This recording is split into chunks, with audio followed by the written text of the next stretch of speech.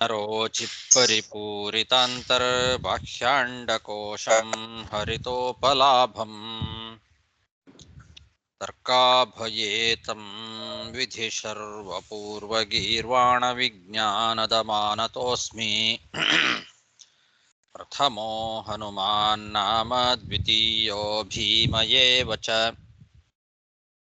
पूर्णप्रज्ञस्तृतीयस्तु भगवत्कार्यसाधकः बुद्धिर्बलं यशोधैर्यं निर्भयत्वम् अरोगता अजाड्यं वाक्पटुत्वं च हनूमत्स्मरणाद् भवेत् पृथ्वीमण्डलमध्यस्थाः पूर्णबोधमतानुगाः वैष्णवा विष्णुहृदयाः तान्नमस्ये गुरुन् मम जन्माद्यस्य यतोऽन्वयात् इतरतश्चार्थेष्वभिज्ञस्वराट् तेने ब्रह्महृदाय आदिकवये मुह्यन्ति यं सूरयः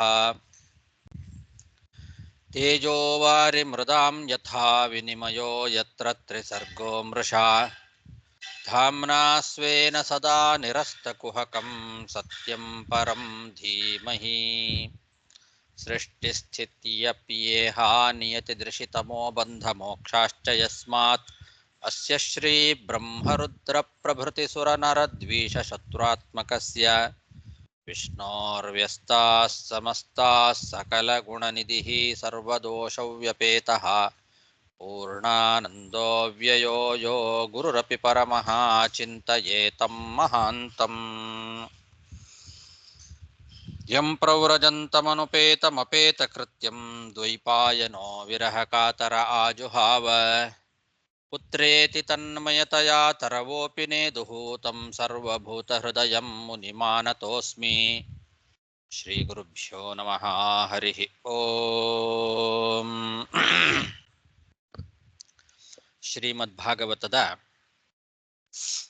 ಷಷ್ಠ ಸ್ಕಂಧದ 18ನೇ ಅಧ್ಯಾಯದಲ್ಲಿ ಇವತ್ತು 52ನೇ ಶ್ಲೋಕ. ಧೌತವಾಸಾ ಶುಚಿರ್ನಿತ್ಯಂ ಸರ್ವಮಂಗಲ ಸಂಯುತಾ ಪೂಜಯೇತ್ ಪ್ರಾತರಾಶಾತ್ ಪ್ರಾಕ್ ಗೋವಿಪ್ರಾನ್ ಶ್ರಿಯಮಚ್ಯುತಂ. ಕಶ್ಯಪ ಋಷಿಗಳು ದಿತಿದೇವಿಗೆ ಮಾಡಬೇಕಾದ ಕಾರ್ಯಗಳು ಯಾವುದು ಅನ್ನೋದನ್ನ ಹೇಳ್ತಾ ಇದ್ದಾರೆ. ಇದುವರೆಗೆ ಮಾಡಬಾರದ ಕೆಲಸಗಳು ಯಾವುದು, ನಿಯಮಗಳು ಏನು ಅನ್ನೋದನ್ನ ಹೇಳಿದ್ರು. 31 ನಿಯಮಗಳನ್ನ ಹೇಳಿದ್ರು. ಮಾಡಬಾರದಂತಹ ನಿಷಿದ್ಧವಾದದ್ದು 31 ನಿಯಮಗಳನ್ನ ಹಿಂದೆ ಹೇಳಿದ್ರು. ಈಗ ಮಾಡಬೇಕಾದ ಕಾರ್ಯಗಳು ಯಾವುದು ಅನ್ನೋದನ್ನ ಈ ಶ್ಲೋಕದಿಂದ ಹೇಳಲಿಕ್ಕೆ ಪ್ರಾರಂಭ ಮಾಡಿದ್ದಾರೆ. ಧೌತವಾಸಾಹ ಶುಚಿಹಿ ನಿತ್ಯಂ.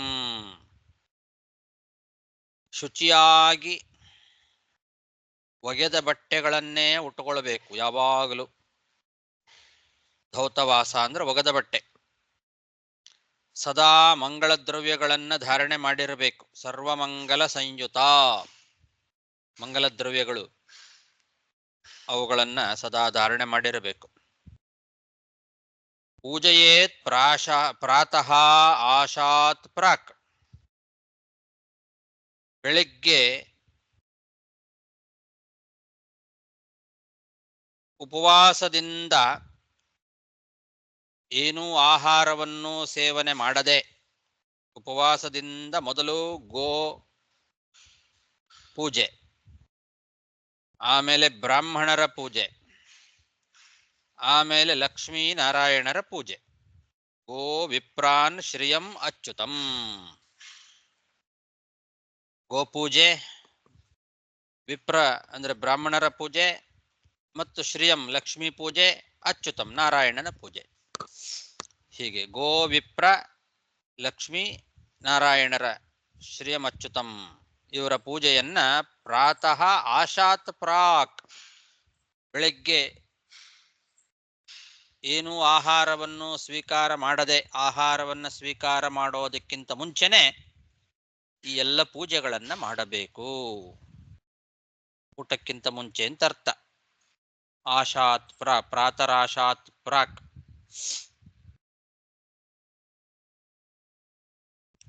ಪ್ರಾತಃ ಕಾಲ ಭೋಜನಾತ್ ಪೂರ್ವಂ ಅಂತ ವಿಜಯಧ್ವಜ ತೀರ್ಥರು ಬರೀತಾರೆ. ಪ್ರಾತರಾಶಾತ್ ಅನ್ನೋದಕ್ಕೆ ಬೆಳಗ್ಗೆ ಊಟ ಮಾಡೋದಕ್ಕಿಂತ ಮುಂಚೆ ಇಷ್ಟೆಲ್ಲ ಪೂಜೆ ಮಾಡಬೇಕು. ಧೌತವಾಸಾ ಶುಚಿರ್ನಿತ್ಯಂ ಸರ್ವಮಂಗಲ ಸಂಯುತ ಪೂಜಯೇತ್ ಪ್ರಾತರಾಶಾತ್ ಪ್ರಾಕ್ ಗೋವಿಪ್ರಾನ್ ಶ್ರಿಯಮಚ್ಯುತಂ. ಸ್ತ್ರಿಯೋ ವರವತೀಶ್ಚಾರ್ಚೇತ್ ಸ್ರಗ್ಗಂಧಬಲಿಮಂಡನೈಃ ಪತಿಂ ಚಾರ್ಚ್ಯೋಪತಿಷ್ಠೇತ ಧ್ಯಾಯೇತ್ ಕೋಷ್ಠಗತಂ ಚ ತಂ. ಆಮೇಲೆ ಸುಮಂಗಲಿಯರನ್ನು ಪೂಜೆ ಮಾಡಬೇಕು. ಹಿಂದೆ ಗೋವಿಪ್ರಾನ್ ಶ್ರಿಯಂ ಅಚ್ಯುತಂ ಅಂತ 4 ಹೇಳಿದರು. ಗೋವುಗಳು, ಬ್ರಾಹ್ಮಣರು ಮತ್ತು ಲಕ್ಷ್ಮೀ ನಾರಾಯಣ ಇವರ ಪೂಜೆ ಮಾಡಬೇಕು ಅಂತ. ಅಷ್ಟೇ ಅಲ್ಲ, ಸುಮಂಗಲಿಯರ ಪೂಜೆ. ಸ್ತ್ರೀಯ ಅಂದ್ರೆ ಸುಮಂಗಲಿಯರು ಯಾರಿದ್ದಾರೋ, ವರವತೀಹಿ ಸ್ತ್ರೀಯ ಅಂತ ಹೇಳಿದ್ದಾರೆ. ವರವತೀಹಿ ಸ್ತ್ರೀಯ ಅಂದ್ರೆ ವರ ಇರುವಂತಹ ಹೆಂಗಸರು, ಅಂದ್ರೆ ಗಂಡ ಇರುವ ಹೆಂಗಸರು ಅಂತ ಅರ್ಥ. ವರವತಿಯರಾದ ಸ್ತ್ರೀಯರು. ಸ್ತ್ರೀಯ ವರವತೀಹಿ ಚ ಅರ್ಚೇತ್, ವರವತಿಯರಾದ ಸ್ತ್ರೀಯರನ್ನು ಪೂಜೆ ಮಾಡಬೇಕು ಅಂತ. ಅದಕ್ಕೆ ವಿಜಯಧ್ವಜ ತೀರ್ಥರು ವರವತೀಹಿ ಭರ್ತೃಸಹಿತಾಹ ಅಂತ ಬರೆದಿದ್ದಾರೆ. ಗಂಡನಿಂದ ಸಹಿತರಾದಂತಹ ಸ್ತ್ರೀಯರೇನಿದ್ದಾರೆ ಅಂದ್ರೆ ಸುಮಂಗಲಿಯರು, ಸುವಾಸಿನಿಯರು, ಅವರು ಸತ್ಯಧರ್ಮ ತೀರ್ಥರು ಸುವಾಸಿನೀಹಿ ಅಂತ ಅದರ ವಿವರಣೆಯನ್ನು ಬರೆದಿದ್ದಾರೆ. ಸುವಾಸಿನೀಹಿ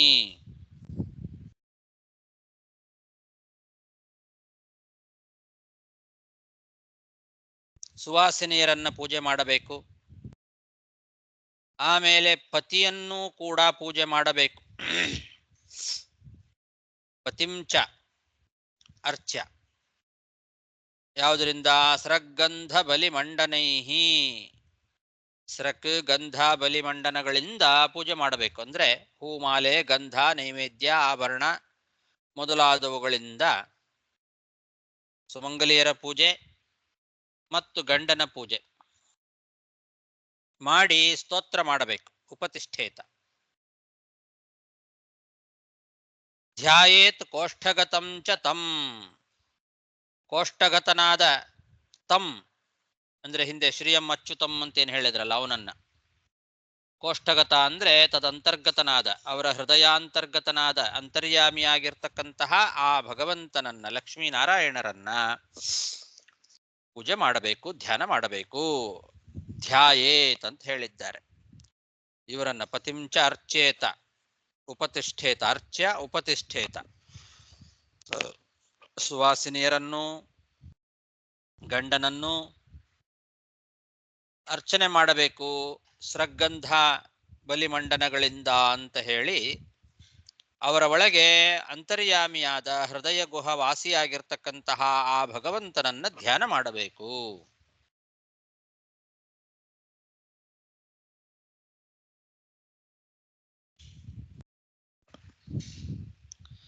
ಕೋಷ್ಠಗತಂ ಚ ತಂ ಅಂತನ್ನೋ ಶಬ್ದಕ್ಕೆ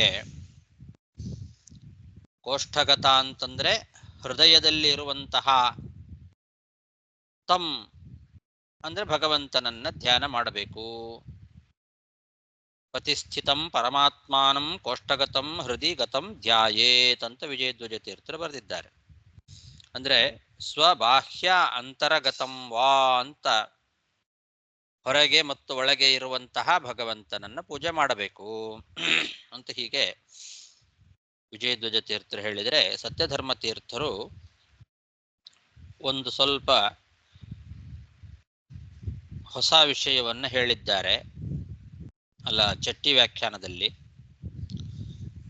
ಏನು ಅಂದ್ರೆ, ತಂ ಪತಿಂ ಕೋಷ್ಠಗತಂ ಪುತ್ರರೂಪೇಣ ಕುಕ್ಷೇಹ ಅಂತರ್ಗತಂ ಧ್ಯಾಯೇತ್ ಅಂತ.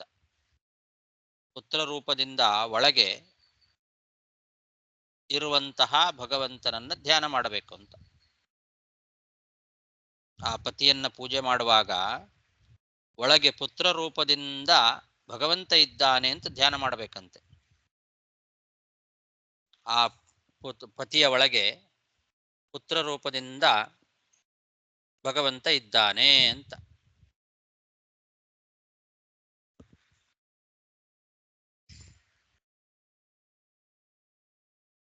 ಅಥವಾ ಪತಿಸ್ಥಂ ಪರಮಾತ್ಮಾನಂ ಕೋಷ್ಠಗತಂ ಅಂತ ಆ ಅರ್ಥವನ್ನು ಬರೆದಿದ್ದಾರೆ.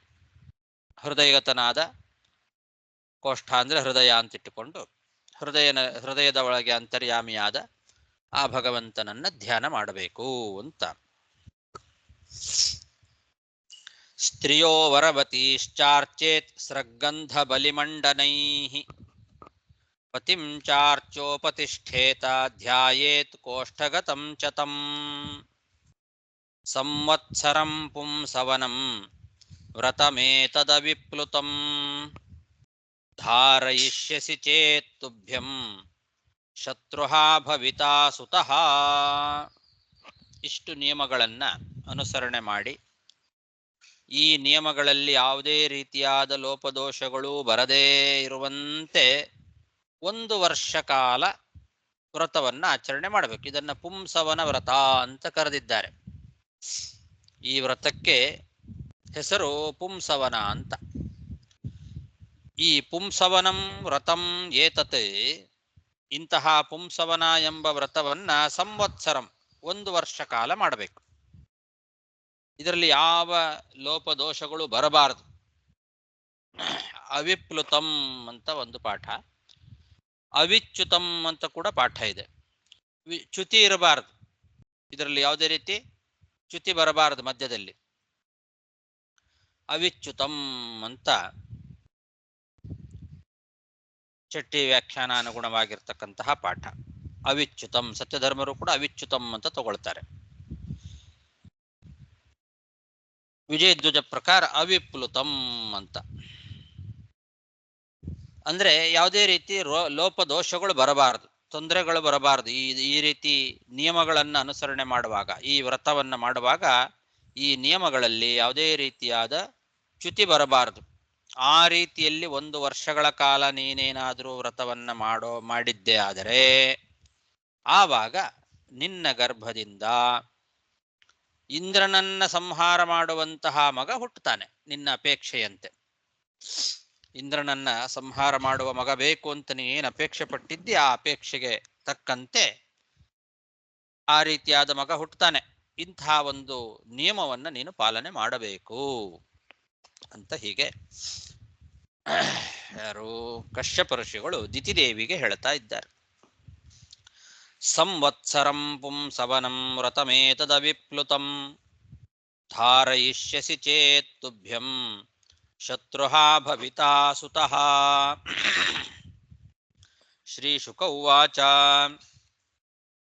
ಬಾಢಮಿತ್ಯಭ್ಯುಪೇತ್ಯಾಥ ದಿತಿರಾಜನ್ಮಹಾಮನಾಃ ಕಾಶ್ಯಪಾತ್ ಗರ್ಭಮಾಧತ್ತ ವ್ರತಂ ಚಾಂಜೋ ದಧಾರಸಾ. ಶುಕಾಚಾರ್ಯ ಹೇಳ್ತಾ ಇದ್ದಾರೆ, ಈ ರೀತಿ ಕಶ್ಯಪ ಋಷಿಗಳು ಹೇಳಿದಾಗ ಪುಂಸವನ ವ್ರತವನ್ನ ಆಚರಣೆ ಮಾಡು 1 ವರ್ಷಗಳ ಕಾಲ ಅಂತ ಹೇಳಿದಾಗ ದಿತಿದೇವಿ ಬಾಢಂ ಅಂತ ಒಪ್ಪಿಕೊಂಡ್ಲು. ಆಗಬಹುದು, ಹಾಗೆ ಆಗಲಿ, ಆ ವ್ರತವನ್ನ ನಾನು ಆಚರಣೆ ಮಾಡ್ತೇನೆ ಅಂತ ಒಪ್ಪಿಕೊಂಡಿದ್ದಾಳೆ. ಬಾಢಂ ಇತಿ ಆಗಬಹುದು ಅಂತ ಹೇಳಿ ಆ ವ್ರತವನ್ನ ಆಚರಣೆ ಮಾಡ್ತೇನೆ ಅಂತ ಅಂಗೀಕಾರ ಮಾಡಿ ದಿತಿದೇವಿ ಕಶ್ಯಪ ಋಷಿಗಳಿಂದ ಗರ್ಭವನ್ನ ಧಾರಣೆ ಮಾಡಿದ್ಲು ಮತ್ತು ಆ ವ್ರತವನ್ನ ಚೆನ್ನಾಗಿ ಅನುಷ್ಠಾನ ಮಾಡಲಿಕ್ಕೆ ಪ್ರಾರಂಭ ಮಾಡಿದ್ಲು. ಬಾಢಮಿತ್ಯಭ್ಯುಪೇತ್ಯಾಥ ದಿತಿರಾಜನ್ಮಹಾಮನಾಃ ಕಾಶ್ಯಪಾತ್ ಗರ್ಭಮಾಧತ್ತ ವ್ರತಂ ಚಾಂಜೋ ದಧಾರಸಾ. ಮಾತೃಶ್ವಸುರಭಿಪ್ರಾಯಂ ಇಂದ್ರ ಆಜ್ಞಾಯಮಾನದ ಶುಶ್ರೂಷಣೇನಾಶ್ರಮಸ್ಥಾಂ ದಿತಿಂ ಪರ್ಯಚರತ್ ಕವಿಃ.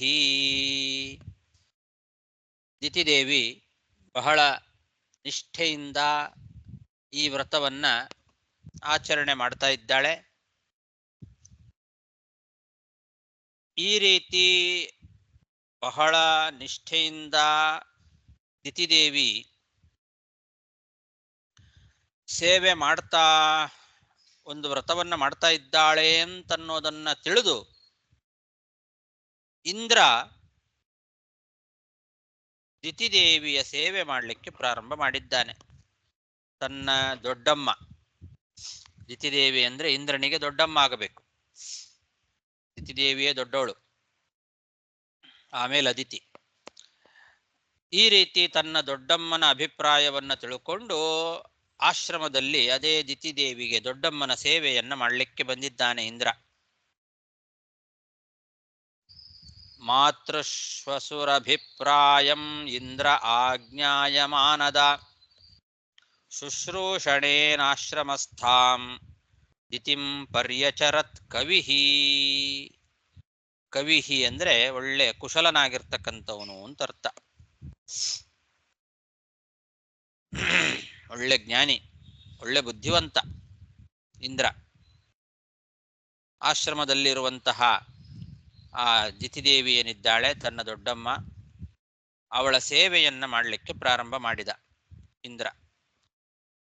ನನ್ನ ದೊಡ್ಡಮ್ಮ ವ್ರತ ಮಾಡ್ತಾ ಇದ್ದಾಳೆ, ಗರ್ಭಧಾರಣೆ ಮಾಡಿದ್ದಾಳೆ, ಪುಂಸವನ ವ್ರತವನ್ನು ಆಚರಣೆ ಮಾಡ್ತಾ ಇದ್ದಾಳೆ ಅಂತ ಅವಳಿಗೆ ಅನುಕೂಲ ಮಾಡಲಿಕ್ಕೋಸ್ಕರ ಇಂದ್ರ ಅವಳ ಸೇವೆಯನ್ನ ಮಾಡಲಿಕ್ಕೆ ಪ್ರಾರಂಭ ಮಾಡಿದ್ದಾನೆ. ನಿತ್ಯಂ ವನಾತ್ ಸುಮನಸಃ ಫಲಮೂಲ ಸಮಿತ್ಕುಶಾನ್ ಪತ್ರಾಂಕುರ ಮೃದಾಪಶ್ಚ ಕಾಲೇ ಕಾಲ ಉಪಾಹರತ್. ಯಾವ ರೀತಿ ಸೇವೆ ಮಾಡಿದ ಇಂದ್ರ ಅನ್ನೋದನ್ನ ನಿರೂಪಣೆ ಮಾಡ್ತಾ ಇದ್ದಾರೆ. ಪ್ರತಿ ದಿವಸ ಕಾಡಿಗೆ ಹೋಗೋದು, ಹೂವು, ಹಣ್ಣು, ಗೆಡ್ಡೆ ಗೆಣಸುಗಳು, ಸಮಿತ್ತುಗಳು, ದರ್ಭೆ, ಪತ್ರ, ಅಂಕುರ, ಮೃತ್ತಿಕೆ, ಆಪಹ ಅಂದ್ರೆ ನೀರು ತರೋದು, ಇದೆಲ್ಲ ಕೆಲಸವನ್ನ ಕಾಲಕಾಲಕ್ಕೆ ಸರಿಯಾಗಿ ಮಾಡ್ತಾ ಇದ್ದಾನೆ. ಯಾವ ಯಾವ ಕಾಲಕ್ಕೆ ಏನೇನು ಬೇಕೋ ಆ ಕಾಲಕ್ಕೆ ಸರಿಯಾಗಿ ಆಯಾಯ ಪದಾರ್ಥಗಳನ್ನ ತಂದು ಕೊಡುವಂತಹ ಕೆಲಸ. ವನಾತ್ ಕಾಡಿಗೆ ಹೋಗಿ ತಗೊಂಬರ್ಬೇಕು. ಸುಮನಸಃ ಅಂದ್ರೆ ಪುಷ್ಪಗಳು, ಫಲ ಹಣ್ಣುಗಳು, ಮೂಲ ಅಂತಂದ್ರೆ ಗೆಡ್ಡೆ ಗೆಣಸುಗಳು, ಸಮಿತ್ತುಗಳು, ಕುಶ ದರ್ಭೆ, ಪತ್ರೆಗಳು, ಅಂಕುರ ಚಿಗುರುಗಳು, ಮೃತ್ತಿಕೆ, ಆಪ ಅಂದ್ರೆ ನೀರು, ಇವುಗಳನ್ನೆಲ್ಲ ಕಾಲೇ ಕಾಲೇ ಉಪಾಹರತ್, ಕಾಲಕಾಲಕ್ಕೆ ಸರಿಯಾಗಿ ತಗೊಂಡು ಬಂದು ಕೊಟ್ಟಿದ್ದಾನೆ.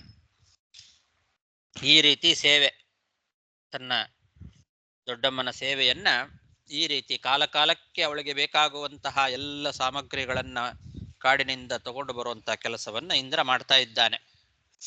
ನಿತ್ಯಂ ವನಾತ್ ಸುಮನಸಃ ಫಲಮೂಲ ಸಮಿತ್ ಕುಶಾನ್ ಪತ್ರಾಂಕುರ ಮೃದಾಪಶ್ಚ ಕಾಲೇ ಕಾಲ ಉಪಾಹರತ್. ಇಲ್ಲಿ ಅಚೇತನ ಬಂದು ಠಾ ಬಂತೋವ ತೃತೀಯ ಅಂತೋವ ಅಂತ ಕೊಟ್ಟಿದ್ದಲ್ಲ, ಎಂತದ್ದು ಅದು? ಆ ಶಬ್ದದ ಪ್ರವೃತ್ತಿ ಹೇಗೆ ಅನ್ನೋದನ್ನು ತೋರಿಸ್ಕೊಟ್ಟಿದ್ದಾರೆ. ಪತ್ರಾಂಕುರ ಮೃದಾಪಶ್ಚ ಅಂತಿದೆ. ಪತ್ರ, ಅಂಕುರ, ಮೃದ್, ಆಪ. ಮೃತ್ ಮತ್ತು ಆಪ ಅಂತಿದೆ ಅಲ್ವಾ, ಮೃದಾಪ ಅಂತಾಗಿದೆ. ಮೃದಾಪ ಅನ್ನೋದನ್ನ ಹೇಗೆ ಬಿಡಿಸ್ಕೊಳ್ಬೇಕು ಅಂದ್ರೆ ಮೃತ್ ಆಪಶ್ಚ ಅಂತ ಮಧ್ಯದಲ್ಲಿ ಆ ಅನ್ನೋದನ್ನ ಒಂದು ಪ್ರತ್ಯೇಕ ಇಟ್ಕೊಳ್ಬೇಕು. ಬರೇ ಮೃದು ಆಪ ಅಂತ ಎರಡೇ ಪದ ಅಲ್ಲ, 3 ಪದ. ಮೃತ್, ಆ ಮತ್ತು ಆಪ ಅಂತ ಈ ರೀತಿ ಛೇದ. ಸ್ಥಂಡಿಲಾಧಿಕರಣೋಪಯುಕ್ತಾಂ ಮೃದಂ ಆ ಅಪಶ್ಚ ಸಮೀಚೀನ ಉದಕಾನಿ. ಆ ಅಂದ್ರೆ ಒಳ್ಳೆ ನೀರು ಅಂತ, ಬರೇ ಆಪ ಅಷ್ಟೇ ಅಲ್ಲ, ಆ ಅಪ. ಮೃತ್ ಅಪ ಅಂತ ಅಲ್ಲ, ಮೃತ್ ಆ ಅಪ. ಆವಾಗ ಮೃದಾಪ ಅಂತಾಗಿದೆ. ಹೀಗೆ ಸಮೀಚೀನ ಅಂತ. ಆ ಅಪ ಅಂದ್ರೆ ಒಳ್ಳೆ ನೀರು, ಉತ್ತಮವಾದ ನೀರು. ಮೃತ್ ಅಂತಂದ್ರೂ ಕೂಡ ಮಣ್ಣು ಅಂದ್ರೆ ಎಂಥ ಮಣ್ಣು? ಸ್ಥಂಡಿಲ ಮಾಡ್ಲಿಕ್ಕೆ ಬೇಕಾಗುವಂತಹ ಉತ್ತಮವಾದ ಮಣ್ಣು. ಹೋಮ ಮಾಡ್ಲಿಕ್ಕೆ ಸ್ಥಂಡಿಲ ರಚನೆ ಆಗಬೇಕು. ಆ ಸ್ಥಂಡಿಲಕ್ಕೆ ಬೇಕಾಗುವಂತಹ ಉತ್ತಮವಾದ ಮಣ್ಣು ಹಾಗೂ ಉತ್ತಮವಾದ ನೀರು, ಒಳ್ಳೆ ನೀರು ಅಂತ ಈ ತರ. ಅದು ಆ ಅನ್ನೋದು ಹೇಗೆ ಬಂತು ಅಂದ್ರೆ ಟಾಪ್ ಟಾಪ್ ಅಂತ ಹೇಳಿ ಒಂದು ಪ್ರತ್ಯಯ. ಆ ಪ್ರತ್ಯಯ ಬಂದು ಮೃದಾ ಅಂತಾಗಿದೆ. ಅಥವಾ ತೃತೀಯ ಅಂತವಾದ ಪದ ಅಂತ ಇಟ್ಕೊಂಡ್ಬಿಡ್ಬೋದು. ತೃತೀಯ ವಿಭಕ್ತಿ ಅಂತವಾದ ಪದ ಆಗಿಬಿಟ್ರೆ ಆಕಾರ ಬಂದ್ಬಿಡತ್ತೆ. ಮೃದಾ ಮಣ್ಣಿನಿಂದ ಎರಡು ಅಭಿಪ್ರಾಯದಲ್ಲಿ ಮೃದಾಪ ಅಂತಾಗಿದೆ ಅಂತ ಆ ಪದವನ್ನ ಬಿಡಿಸಿ ಅದರ ಅಭಿಪ್ರಾಯವನ್ನು ಕೊಟ್ಟಿದ್ದಾರೆ ಸತ್ಯಧರ್ಮರು. ವ್ಯಾಕರಣ ವಿಶೇಷ. ಮುಂದೆ ಏವಂ ತಸ್ಯಾವ್ರತಸ್ಥಾಯಾಃ ವ್ರತಚ್ಛಿದ್ರಂ ಹರಿರ್ನೃಪ ಪ್ರೇಪ್ಸು ಪರ್ಯಚರಜ್ಜಿಹ್ಮೋ ಮೃಗಹೇವ ಮೃಗಾಕೃತಿಃ.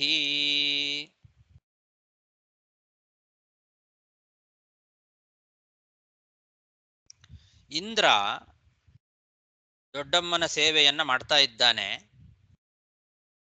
ಆದರೆ ಒಳಗೆ ಅವನಿಗೆ ಭಕ್ತಿ ಇಲ್ಲ.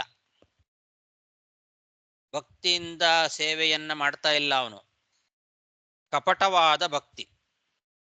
ಯಾಕೆ ಅಂದ್ರೆ ಇವಳು ಮಾಡುವ ಈ ಸೇವೆಯಲ್ಲಿ ಏನಾದರೂ ಲೋಪದೋಷಗಳನ್ನ ಕಂಡು ಹಿಡಿಬೇಕು ಅಂತಾನೆ ಬಂದಿದ್ದಾನ ಅವನು.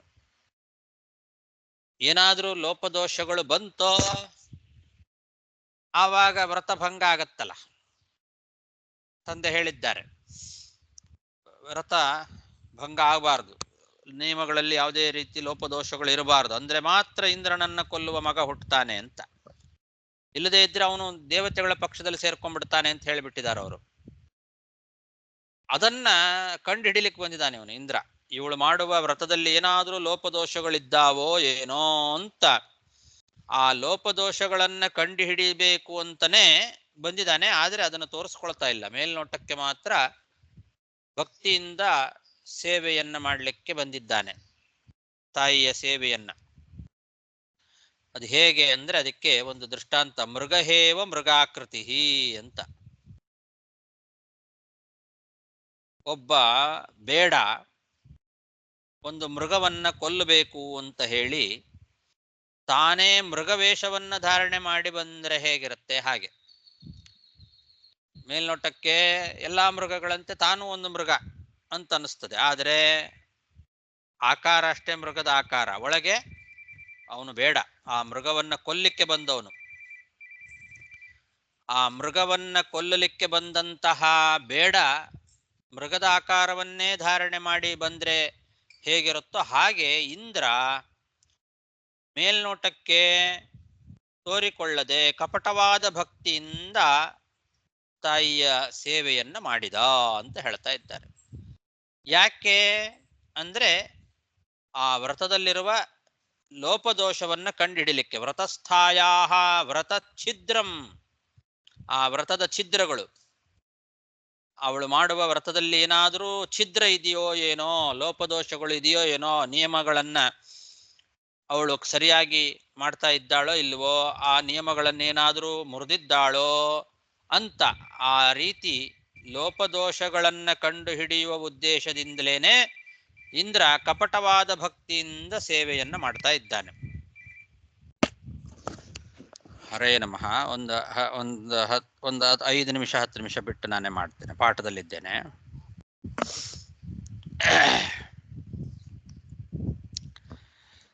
ಏವಂ ತಸ್ಯಾವ್ರತಸ್ಥಾಯಾಃ ವ್ರತಚ್ಛಿದ್ರಂ ಹರಿರ್ನೃಪ ಪ್ರೇಪ್ಸು ಪರ್ಯಚರಜ್ಜಿಹ್ಮೋ ಮೃಗಹೇವ ಮೃಗಾಕೃತಿಃ. ಮೃಗಃ ಅಂದ್ರೆ ಮೃಗವನ್ನ ಕೊಲ್ಲುವಂತಹ. ಯಾರು? ಬೇಡ. ಮೃಗಃ ಇವ ಮೃಗಾಕೃತಿ ಮೃಗಃ ಇವ, ಮೃಗದ ಆಕಾರವನ್ನ ಧಾರಣೆ ಮಾಡಿ ಬಂದಂತಹ ಮೃಗಃ ಮೃಗವನ್ನ ಕೊಲ್ಲುವಂತಹ ಬೇಡನಂತೆ ಅಂತ. ಏನು ಜಿಹ್ಮಹ ಅಂತ. ಜಿಹ್ಮ ಅಂತಂದ್ರೆ ಕಪಟ, ಕುಟಿಲವಾದ ಭಕ್ತಿ, ಆ ರೀತಿ ಪರ್ಯಚರತ್ತು. ನಾದ್ಯಗಚ್ಚತ್ ವ್ರತಚ್ಛಿದ್ರಂ ತತ್ಪರೋಥ ಮಹೀಪತೆ ಚಿಂತಾಂ ತೀವ್ರಾಂ ಗತಃ ಶಕ್ರಃ ಕೇನ ಮೇ ಸ್ಯಾತ್ ಶಿವಂ ತ್ವಿಹ.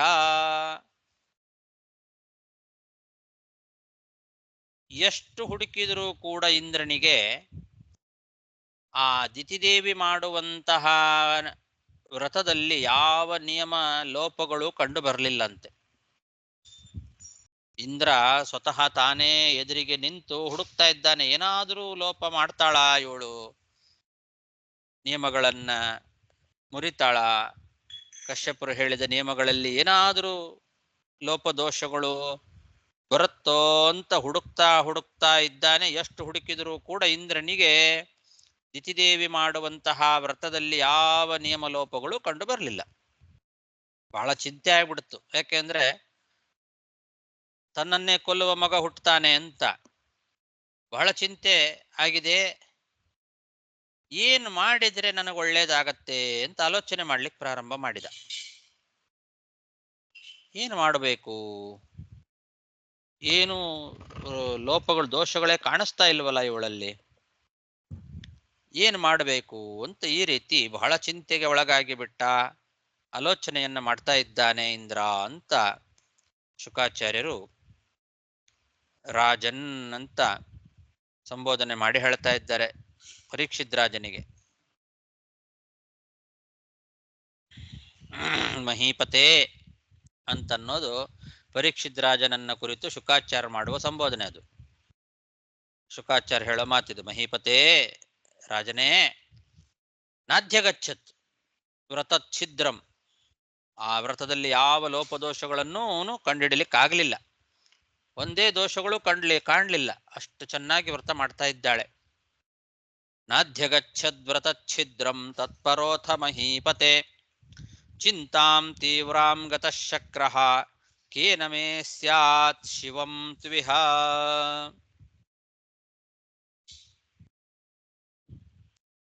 ಏಕದಾ ಸಾತು ಸಂಧ್ಯಾಯಾಂ ಉಚ್ಚಿಷ್ಟಾವ್ರತಕರ್ಷಿತಾ ಅಸ್ಪೃಷ್ಟವಾರ್ಯಧೌತಾಂಘ್ರಿಃ ಸುಶ್ವಾಪ ವಿಧಿಮೋಹಿತಾ.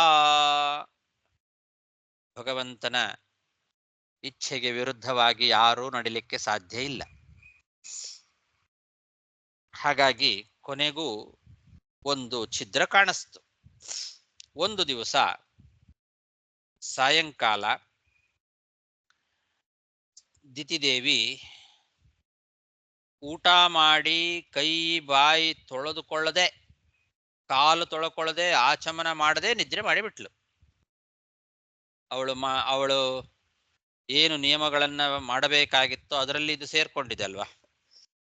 ಊಟ ಮಾಡಿ ಕೈ ಬಾಯಿ ತೊಳ್ಕೊಳ್ಳದೆ, ಕಾಲು ತೊಳ್ಕೊಳ್ಳದೆ, ಆಚಮನ ಮಾಡದೆ ನಿದ್ರೆ ಮಾಡಬಾರದು, ಸಾಯಂಕಾಲ ಮಲ್ಕೊಳ್ಬಾರದು.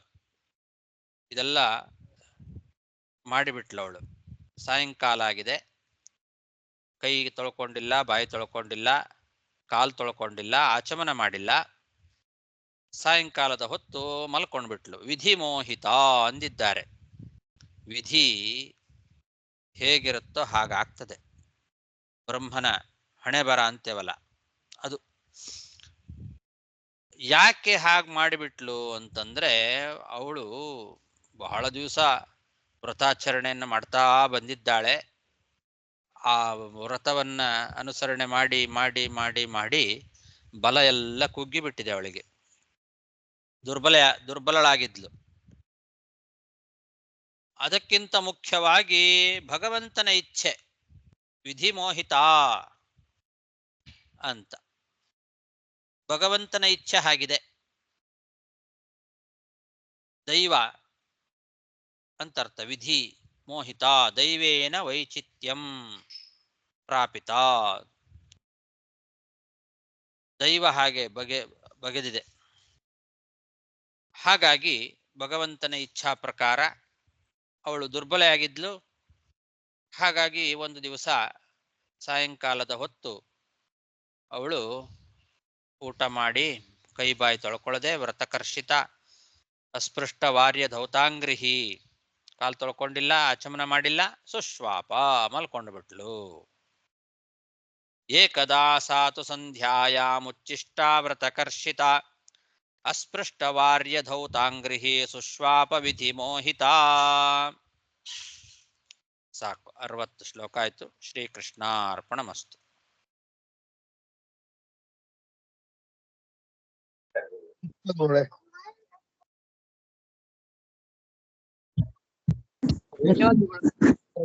ಧನ್ಯವಾದಗಳು ಆಚಾರ್ಯರೇ.